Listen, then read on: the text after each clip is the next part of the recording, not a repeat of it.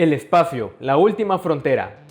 Star Trek es una de las franquicias de entretenimiento más grandes que ha habido. Con miles o millones de fanáticos alrededor del mundo, esta saga se ha convertido en un fenómeno dentro de la ciencia ficción, convirtiéndose en parte de la cultura popular. Algunos hemos jugado a ser Spock, mientras que otros fantaseamos con formar parte de la tripulación del Enterprise. Pero al final a todos nos encanta disfrutar de las aventuras del Capitán Kirk y de sus compañeros de viaje. Star Trek se ha cimentado sobre una base sólida desde hace muchos años, convirtiéndose en una de las series más exitosas de la historia. Y aunque hoy en día la gente se voltee más hacia otras franquicias como su principal competencia Star Wars, todavía nos es posible disfrutar de grandes historias de Star Trek en los cómics. Star Trek siempre ha sido un título constante en las tiendas de cómics casi desde su aparición en la televisión, tanto así que incluso ha desfilado por las dos editoriales más importantes de la industria, Marvel y DC. De hecho, algunos autores tan importantes para el cómic como John Byrne o Marv Wolfman han desfilado entre el equipo creativo de estas historias. Actualmente puede que no veamos tantas historias de Star Trek, así como las hay de Star Wars por ejemplo, pero lo cierto es que el reboot por parte de J.J. Abrams le dio un nuevo respiro a la franquicia. Así que por ahora daremos un recorrido por la historia de Star Trek en los cómics, a lo largo de los años, ya que ha tenido parte muy importante en el maravilloso mundo de la narrativa gráfica. Pero antes de continuar, recuerda suscribirte al canal y dale click a la campana de notificación para que te enteres cuando subamos un video nuevo. Ahora sí, comencemos. Star Trek, como sabemos, es una historia creada desde la imaginación del gran Gene Roddenberry, la visión de un hombre triste con el mundo pero optimista a la vez, que desde su mente visualizaba un futuro utópico donde las guerras y enfermedades están prácticamente extintas y el ser humano solo se esfuerza en explorar el espacio y contactar con nuevas formas de vida y civilizaciones. En este increíble universo ahora existe una federación de planetas que da cobijo a miles de razas a lo largo y ancho del vasto espacio, un futuro que parece prometedor, casi sacado de un sueño. Y así es, ya que Roddenberry realmente fantasea con que esto suceda algún día. Ya como están las cosas cada día, parece que esta fantasía se aleja más y más de la realidad. Sin embargo, además del increíble concepto de este universo, tampoco podemos dejar de lado a sus personajes, con los que es fácil y rápidamente agarras cariño. Desde el sabiondo de orejas puntiagudas Spock hasta el orgulloso Capitán Kirk. Esta visión terminaría por concretarse en una serie que vería la luz por primera vez en 1966, tras un episodio piloto fallido y una continua insistencia por parte de su creador hacia unos directivos escépticos. De hecho, esta serie sería cancelada tan solo 3 años más tarde. Muchos consideran que esta historia estaba muy adelantada a su época y se encontraba más cercana a la fecha que representaba que en la que fue emitida. No olvidemos que esta serie fue la primera en mostrar un beso interracial, pero aún con tan poco tiempo logró crear una base de fans muy sólida y que no quería ver morir a esta nueva saga.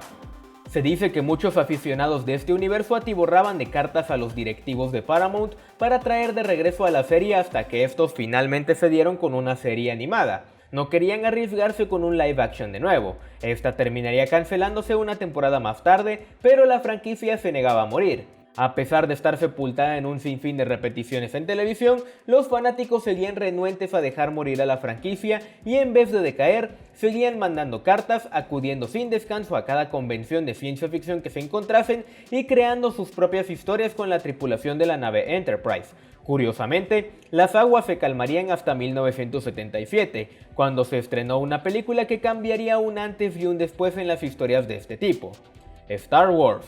Tras el éxito de esta nueva saga, las alarmas dentro de Paramount se encendieron y vieron ahora sí el potencial de la franquicia, por lo que 2 años más tarde nacería la primera película de Star Trek y lo demás es historia.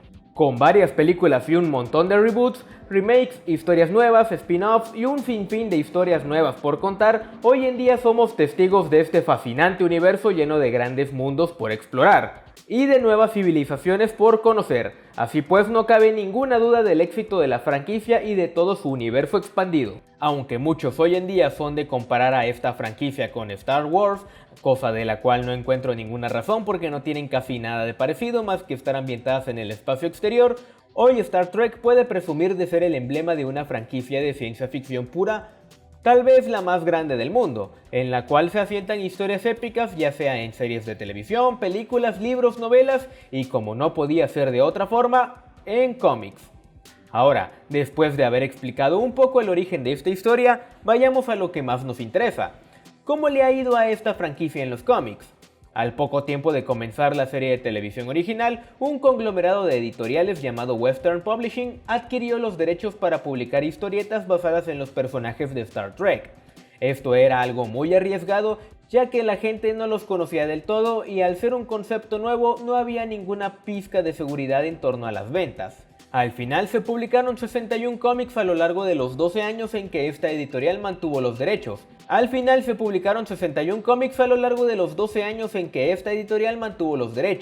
Estos serían publicados de forma periódica por el sello Gold Key Comics, que en vez de adaptar las historias de la serie de televisión se atrevió a contar historias paralelas a esta. Las primeras 9 portadas fueron protagonizadas por fotografías de la serie que posteriormente serían reemplazadas por dibujos. De esta etapa podemos destacar a un primerizo Len Wein y a Alberto Giolitti, quien dibujaría más de la mitad de estos títulos. Algo curioso es que Giolitti al final no tenía ninguna referencia más que los promocionales de las películas, así que fue una labor titánica el poder contar historias de personajes y situaciones que él no conocía para nada.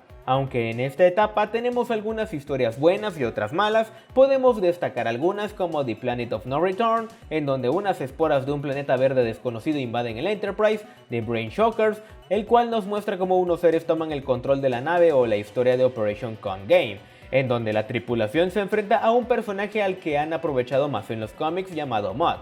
Todas estas historias serían recopiladas muchos años después en 2006 por Titan Books, y más reciente por IDW en la Star Trek Gold Key Archives. Luego de 12 años junto a Gold Key Comics y tras la salida de la primera película de la franquicia en 1979, todo parecía indicar que la fiebre de Star Trek comenzaría a inundar al mundo al igual que lo hizo Star Wars.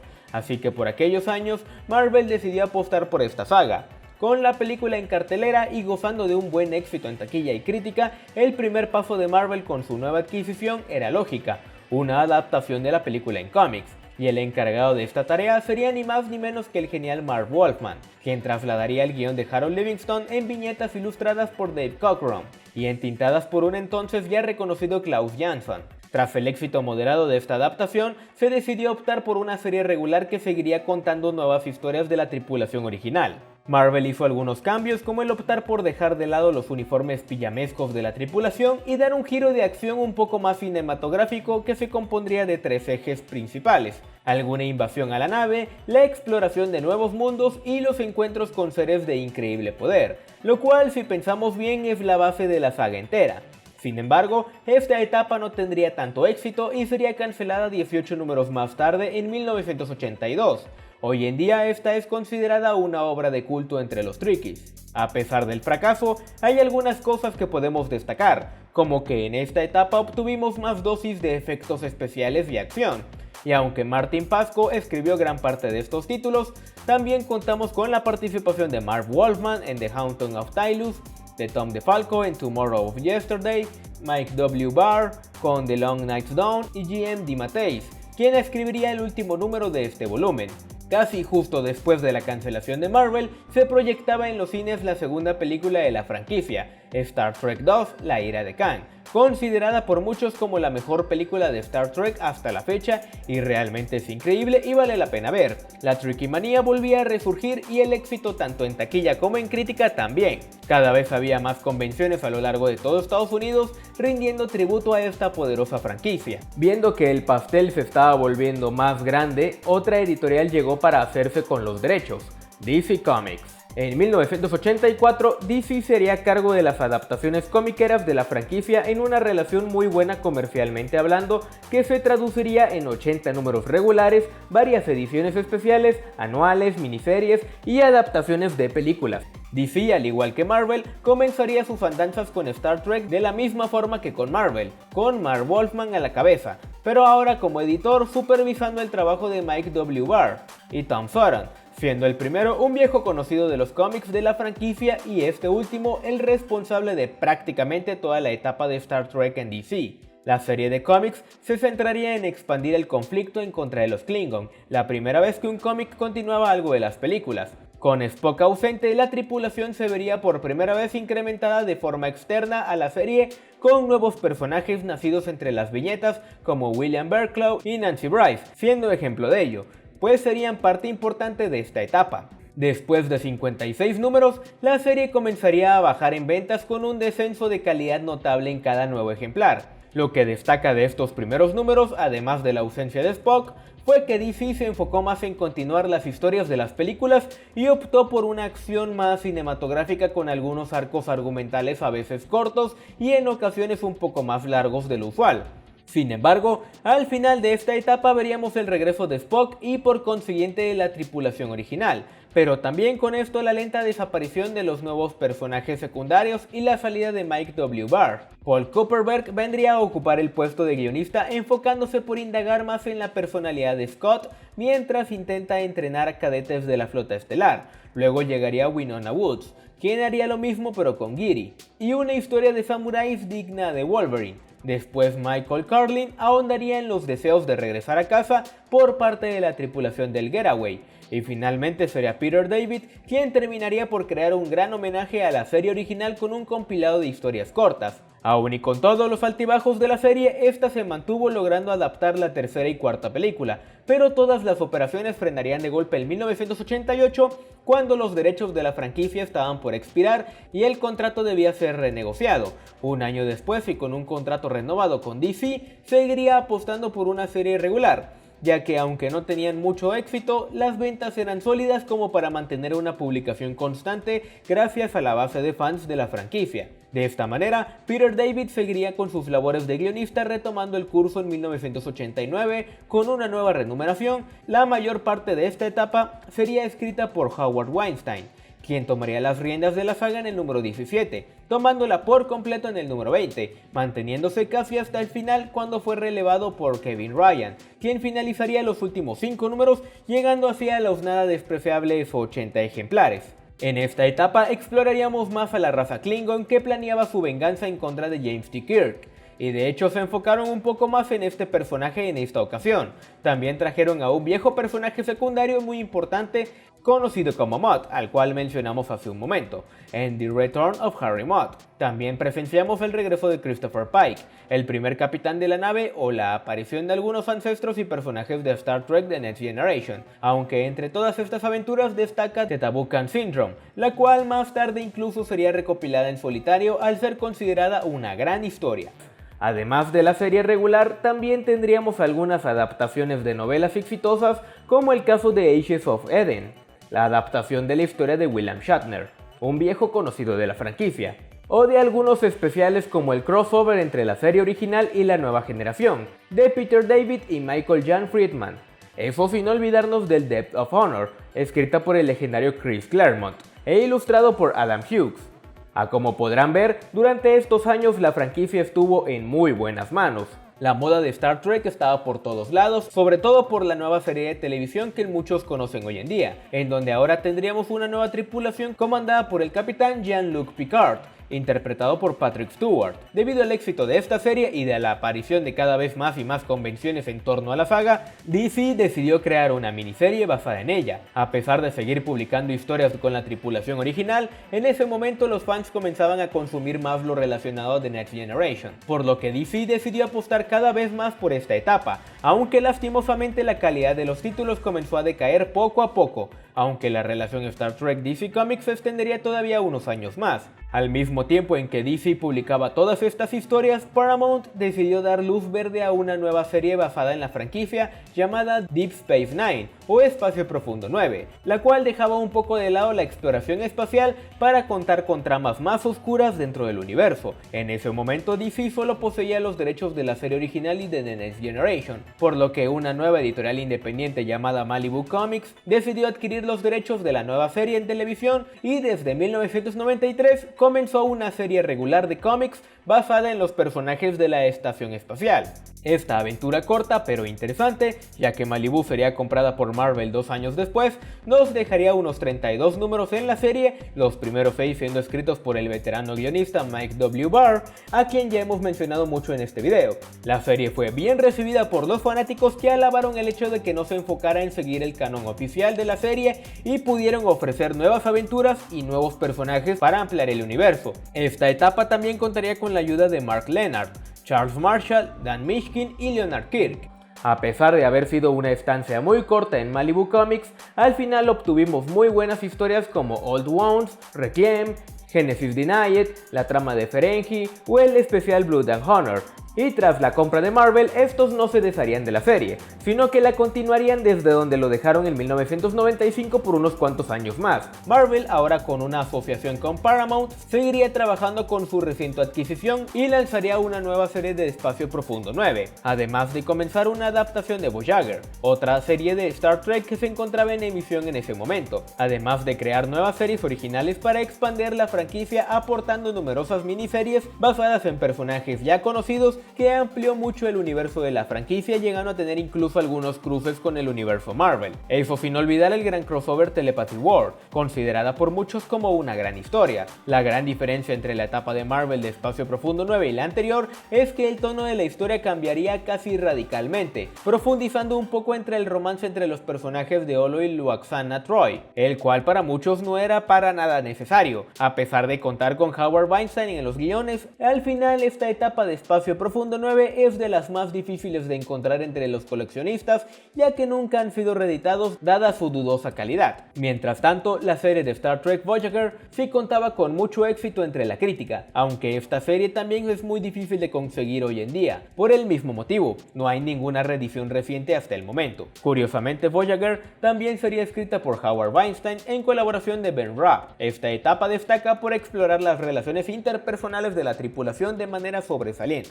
Durante esos años, Marvel, al estar asociado con Paramount, adquirió las licencias para publicar historias con la tripulación de la serie original y la nueva generación, que hasta entonces poseía DC.